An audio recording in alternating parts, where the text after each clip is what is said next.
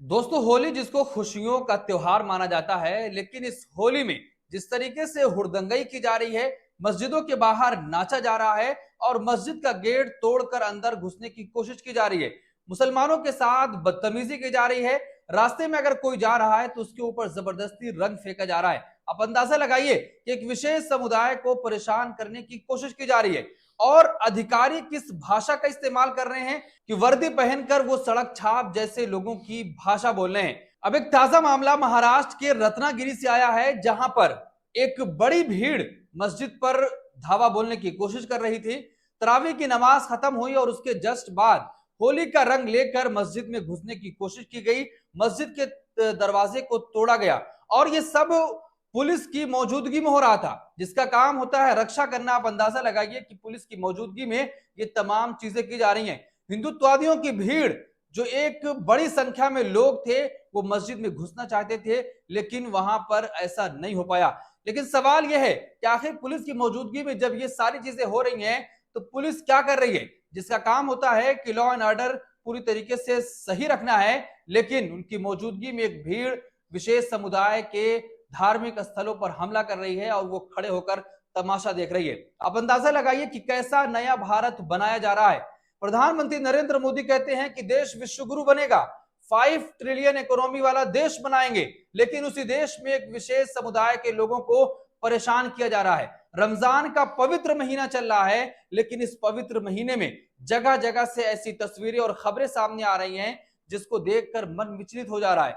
कभी चलती ट्रेन में किसी बुजुर्ग के साथ मारपीट की जा रही है, तो कभी होली का चंदा लेने गए व्यक्ति के साथ मारपीट की जा रही है। आप अंदाजा लगाइए कि कैसा नया भारत बनाया जा रहा है कि मुसलमान की दुकानों को बंद कराया जा रहा है। जिस तरीके से दिल्ली में भारतीय जनता पार्टी की 27 सालों के बाद जीत हुई है, उसके बाद उनके एक विधायक है जो कई दिनों से मुस्लिम दुकानदारों को बंद कराने की कोशिश कर रहे हैं, उनका लाइसेंस चेक कर रहे हैं, यानी पुलिस का काम अब विधायक कर रहे हैं। आप अंदाजा लगाइए कि किस तरीके से टारगेट किया जा रहा है। वीडियो में देखिए कि किस तरीके से भीड़ मस्जिद के अंदर घुसने की कोशिश कर रही है।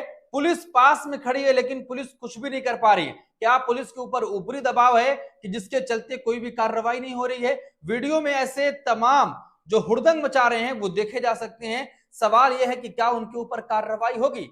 प्रधानमंत्री नरेंद्र मोदी ये कहते हैं कि सबका साथ सबका विकास होगा और सबका विश्वास जीता जाएगा, लेकिन कहीं भी ऐसा होता हुआ दिखाई नहीं दे रहा है, क्योंकि बीते 11 सालों में जगह जगह लिंचिंग हुई। लिंचिंग में मारे गए लोगों के परिवार को अभी तक इंसाफ नहीं मिल पाया है। जिन लोगों ने यह काम किया है उनके ऊपर अभी तक कार्रवाई नहीं हुई है, और न जाने ऐसे कितने लोग हैं जिन्होंने देश के संविधान को बचाने की खातिर अभी तक जेलों में बंद है। 5 साल से ज्यादा का वक्त बीत चुका है, लेकिन अभी तक उनकी सुनवाई नहीं शुरू हुई है। आप अंदाजा लगाइए, क्योंकि वो एक विशेष समुदाय से हैं। इससे पहले जो चीफ जस्टिस ऑफ इंडिया थे, उन्होंने साफ तौर पर यह कहा कि मैंने A to Z को जमानत दी है, लेकिन A to Z के बीच में और भी बहुत सारे नाम आते हैं जिनको वो पूरी तरीके से भूल गए।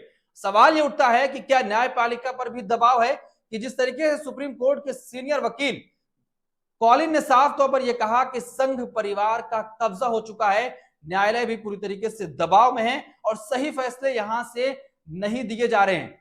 तो क्या जिस तरीके से एक विशेष समुदाय को टारगेट करने की कोशिश की जा रही है और कहा जाता है कि देश विश्वगुरु बनेगा, क्या ऐसे ही विश्वगुरु बन जाएगा?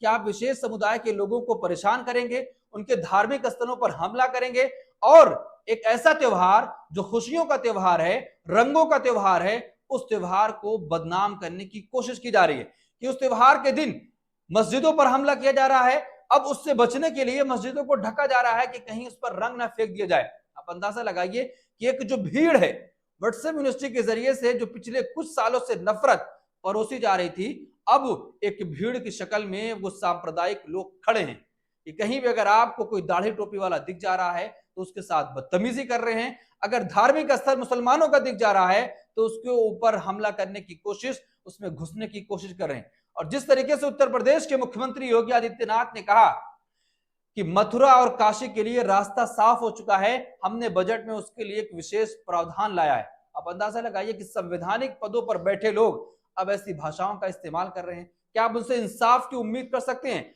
और जिस तरीके से उनके ही राज्य में एक अधिकारी ने मुसलमानों के खिलाफ नफरती बयान दिया और योगी आदित्यनाथ ने उन बयानों का समर्थन कर दिया, कहा कि एक पहलवान है, पहलवान की भाषा ही ऐसे ही होती है। तो दोस्तों, जिस तरीके से लगातार पूरे देश में ऐसे मामले बढ़ते जा रहे हैं और सांप्रदायिक माहौल बनाने की कोशिश की जा रही है, बिहार में चुनाव है, क्या उस चुनाव को साधने के लिए पूरे देश का माहौल खराब करने की कोशिश की जा रही है और ऐसा माहौल बना के कौन सी पार्टी उसका चुनावी फायदा उठाएगी? इस पूरे मामले पर आप क्या सोचते हैं, आपकी क्या राय है? और लगातार ये हमले क्यों बढ़ते जा रहे हैं, आपकी क्या राय? कमेंट बॉक्स अपनी राय जरूर दें।